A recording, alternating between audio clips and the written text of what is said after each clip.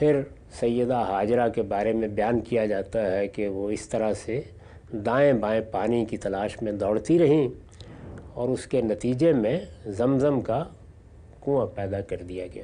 یہ عام روایت ہے، بیان کی جاتی ہے۔ یہ قرآن مجید نے پوری قوت کے ساتھ اس کی تردید کر دی ہے، صاف صاف طریقے سے بتا دیا ہے کہ ایسا کچھ نہیں ہوا۔ تو سیدنا ابراہیم نے اس موقع پر بڑھاپے میں اللہ تعالیٰ نے جو اولاد ان کو دی، اور یہ بڑھاپے میں ہوئی، یعنی پہلے نہیں تھی، بڑھاپے میں جو اولاد ان کو دی اسی کو شکر گزاری کی جگہ پر رکھ کر اللہ تعالیٰ سے اب جو مانگنا ہے وہ مانگا ہے، یعنی نعمتوں کا شکر ادا کرتے ہوئے۔ تو یہ وہی تعلیم ہے جو ہمیں، جو سب سے بڑی دعا ہے سورہ فاتحہ اس میں دی گئی ہے کہ پہلے ہم اللہ تعالیٰ کی نعمتوں کا شکر کرتے ہیں۔ وہ ہمارا پروردگار ہے، تمام شکر اسی کے لیے ہے، وہی جہانوں کا پروردگار ہے، وہ سراسر رحمت ہے، اس کی شفقت ابدی ہے، وہ اس دن کا مالک ہے جب ہمیں ابدیت کے ساتھ نعمتوں کا فیصلہ حاصل ہوگا۔ یہ سب چیزیں ہم شکر گزاری کے طور پر کہتے ہیں۔ پھر اس کے بعد اپنے اس تعلق کا اظہار کرتے ہیں، ایاک نعبد و ایاک نستعین کہہ کے، اس کے بعد دعا کرتے ہیں، یعنی دعا کا ادب یہ بتایا گیا ہے۔ تو یہاں انہوں نے دعا شروع کر دی ہے اور اس کے بعد جو کچھ مانگنا ہے وہ مانگا ہے، اور پھر وہ چیز جو سورہ فاتحہ میں ابتدا میں ہوتی ہے وہ اب خاتمے میں کی ہے۔ تو انہوں نے کہا کہ الحمدللہ الذی وہب لی علی الکبر اسماعیل و اسحاق، پروردگار میں اب جو کچھ تجھ سے مانگ رہا ہوں وہ تو ایک بندہ عاجز کی حیثیت سے مانگ ہی رہا ہوں، لیکن میں اس موقع پر تیرا شکر بھی ادا کرتا ہوں۔ کس نعمت پر؟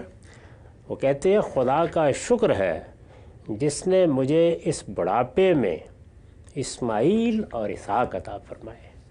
خدا کا شکر ہے جس نے مجھے اس بڑھاپے میں اسماعیل اور اسحاق عطا فرمائے ہیں۔ میں نے اس پر لکھا ہے یہ دعا کے حق میں، یعنی دعا انہوں نے پہلے کی ہے، اس میں کہا ہے کہ ان کو پھلوں سے رزق عطا فرما، ان کو امن عطا فرما۔ یہ دعا کے حق میں ان احسانات کا حوالہ ہے جو اللہ تعالیٰ نے اس سے پہلے ان پر کیے تھے۔ یعنی بندہ یہ کہتا ہے کہ مالک میں جانتا ہوں کہ تو میرے اوپر بہت احسانات کرتا رہا ہے، اور تیرے یہ احسانات غیر معمولی ہیں۔ تیرے احسانات چونکہ اس بندہ عاجز پر ہوتے رہے ہیں تو اپنے کسی استحقاق کی بنیاد پر نہیں، بلکہ تیری اس طبیعت کی بنیاد پر کہ تو بندوں پر احسانات ہی کرتا ہے، اس وقت بھی میں درخواست کر رہا ہوں۔ یہ گویا روح ہے اس دعا کی۔ یہ دعا کے حق میں ان احسانات کا حوالہ ہے جو اللہ تعالیٰ نے اس سے پہلے ان پر کیے تھے۔ یہاں تو دعا کے لحاظ سے اتنی ہی بات ہے، لیکن اس کے ساتھ ایک اور بہت بڑی چیز اس دعا کے حوالے سے واضح ہو گئی، اور وہ یہ کہ بائبل میں جو روایت بیان کی گئی ہے کہ حضرت اسماعیل کی پیدائش کے بعد ان کی اہلیہ نے، دوسری اہلیہ نے انہیں مجبور کر دیا کہ وہ بچے کو اور بچے کی ماں کو کہیں چھوڑائیں جا کر۔ چنانچہ وہ گئے اور انہوں نے جا کے ایک وادی غیر ذی زرع میں کہیں بیابان میں ان کو چھوڑ دیا۔ یہ روایت ہمارے ہاں بھی عام ہو گئی ہے اور ہر منبر پر سنائی جاتی ہے۔ یہ بخاری میں بھی نقل ہو گئی ہے کہ اس طریقے سے ابراہیم علیہ السلام نے نوزائیدہ بچے کو اس کی ماں کے ساتھ تنہا ایک جنگل میں جا کر چھوڑ دیا، اور اللہ کے حکم پر چھوڑ دیا، اور اس کا نتیجہ یہ نکلا کہ وہاں ان کے لیے نہ کوئی کھانے کی چیز تھی نہ پینے کا پانی تھا۔ پھر سیدہ حاجرہ کے بارے میں بیان کیا جاتا ہے کہ وہ اس طرح سے دائیں بائیں پانی کی تلاش میں دوڑتی رہیں اور اس کے نتیجے میں زمزم کا کنواں پیدا کر دیا گیا۔ یہ عام روایت ہے، بیان کی جاتی ہے۔ یہ قرآن مجید نے پوری قوت کے ساتھ اس کی تردید کر دی ہے، صاف صاف طریقے سے بتا دیا ہے کہ ایسا کچھ نہیں ہوا۔ ابراہیم اور اسماعیل یہاں کس موقع پر آباد کیے گئے؟ جب اسحاق پیدا ہو چکے تھے۔ یہ واضح کر دیا ہے خود اس دعا کے الفاظ نے۔ وہ کہتے ہیں، یعنی اس وقت دعا کر رہے ہیں جب وہ آباد کر رہے ہیں، اس دعا میں وہ الفاظ ابتدا میں آ گئے ہیں کہ ربنا انی اسکنت من ذریتی، میں نے آباد کر دیا ہے، بالکل آباد کرتے وقت کی دعا ہے۔ یہ بات تو کوئی عاقل آدمی نہیں کہہ سکتا کہ آباد تو وہ 10 سال پہلے کر چکے تھے، دعا آپ کرنے کے لیے کھڑے ہوئے ہیں۔ اس وقت کی دعا ہے، وہ قرآن نے واضح کر دیا ہے۔ اس موقع پر وہ اللہ تعالیٰ کے جن احسانات کا حوالہ دے رہے ہیں، اس میں سب سے بڑی چیز جو انہوں نے کہی وہ یہ کہ اس بڑھاپے میں پروردگار تو نے مجھے اسماعیل دیا اور اسحاق عطا فرمایا۔ تو اب یہ بات تو بالکل واضح ہو گئی کہ اس وقت جب کہ وہ دعا کر رہے ہیں اور اپنی اولاد کو وہاں آباد کر رہے ہیں، اسحاق پیدا ہو چکے ہیں، ورنہ تو ان کا ذکر کرنے کی کوئی وجہ نہیں ہے۔ تو اس کو میں نے پھر واضح کیا ہے کہ اس سے ضمناً، یعنی دعا تو اس پہلو سے ہے کہ احسانات کا انہوں نے ذکر کیا ہے تاکہ اللہ تعالیٰ کی شکر گزاری کا اظہار کریں اور جو اب مانگنا ہے مانگے۔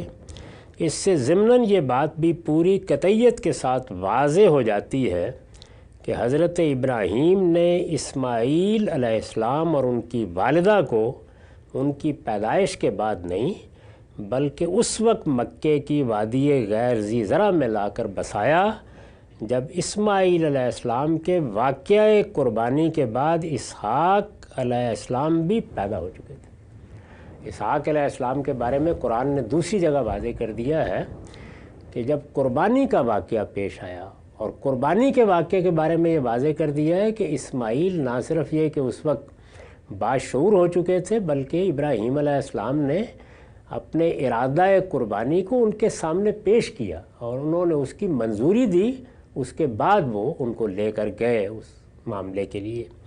تو یہ بات بھی قرآن نے واضح کر دی، اور یہ بھی قرآن نے واضح کر دیا ہے دوسرے مقامات پر کہ جب قربانی کا واقعہ پیش آیا تو اللہ تعالیٰ نے ان کو 2 نعمتیں دیں، یعنی ان کے غیر معمولی اقدام کے نتیجے میں۔